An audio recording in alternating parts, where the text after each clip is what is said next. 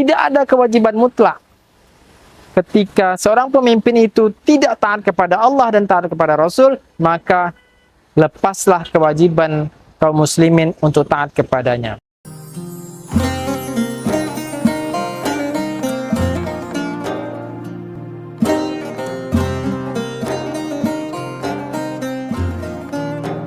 Assalamualaikum warahmatullahi wabarakatuh. Sahabat peci yang dirahmati Allah, tak terasa sekarang ini kita sudah merasakan hawa-hawa dari sebuah agenda rutin di alam demokrasi, yaitu pemilihan umum. Nanti 2024 kita akan melaksanakan pemilihan anggota legislatif untuk kota, kabupaten, provinsi, pusat, hingga pemilihan presiden. Nanti seperti biasa, di saat-saat tahun politik ini akan muncul para buzzer yang melemparkan opini, oh tak apa-apa, tak soleh, yang penting punya kualitas dalam memimpin.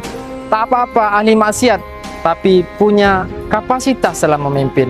Atau bahkan beberapa tahun lalu kita mendengar, tak apa-apa, tak seakidah, kafir, tapi bla bla bla bla bla bla, dan seterusnya dan seterusnya.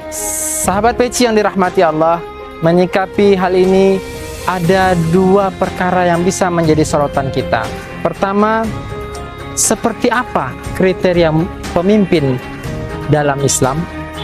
Apakah orang yang ahli maksiat, maaf cakap, hobi nonton film porno bisa menjadi seorang pemimpin asalkan dia punya kapasitas? Yang kedua, sejauh mana seorang pemimpin itu wajib ditaati dalam Islam? Sahabat peci yang dirahmati Allah, sebagai muslim dan kita juga hidup di negeri yang mayoritas penduduknya beragama Islam, sudah barang tentu kita haruslah menggunakan Islam sebagai cara pandang hidup kita, menggunakan Islam sebagai kacamata kita dalam melihat dan bersikap dalam kehidupan kita, termasuk dalam memilih pemimpin dan menyikapi kebijakan-kebijakan pemimpin. Dalam banyak kitab fikih siasah, salah satunya dalam kitab Al-Ahkamus Sultaniyah yang dinukilkan oleh Imam Al-Mawardi, beliau menyebutkan ada 7 syarat seseorang itu bisa menjadi seorang pemimpin. Islam, laki-laki, balik, berakal, mampu, merdeka, dan adil. Jadi sekedar mampu saja itu hanya satu di antara 7 syarat yang diwajibkan dalam Islam. Sahabat peci yang dirahmati Allah, salah satu syaratnya itu adalah adil. Adil itu sering dilawan katakan dengan fasik dan zalim. Jadi orang yang fasik dan zalim pastilah dia tidak adil.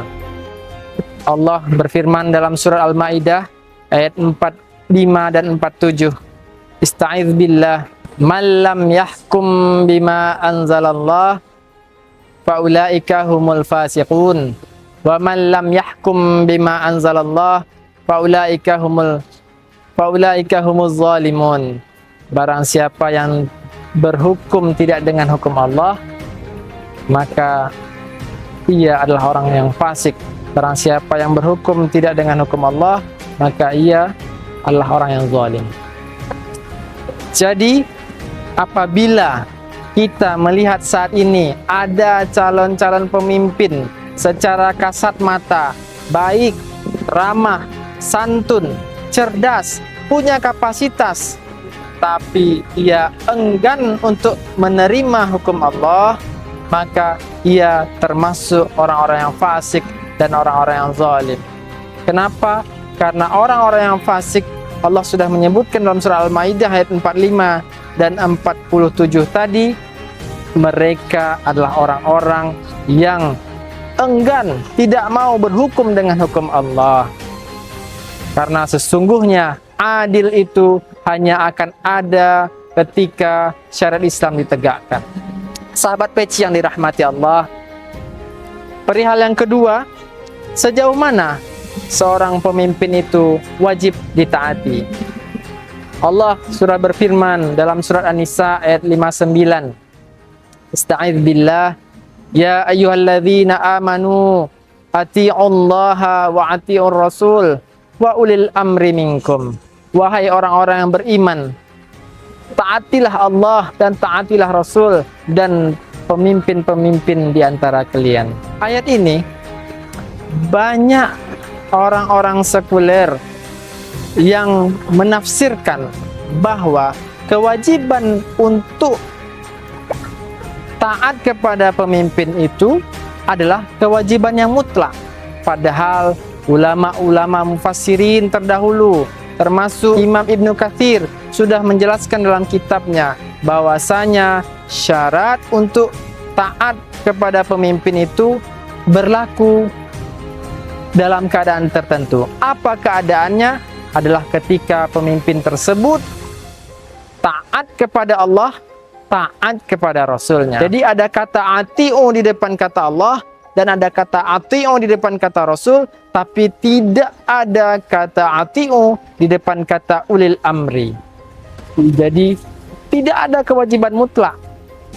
Ketika seorang pemimpin itu tidak taat kepada Allah dan taat kepada Rasul, maka lepaslah kewajiban kaum muslimin untuk taat kepadanya. Sahabat peci yang dirahmati Allah, memang kita sebagai muslim diwajibkan untuk memilih pemimpin.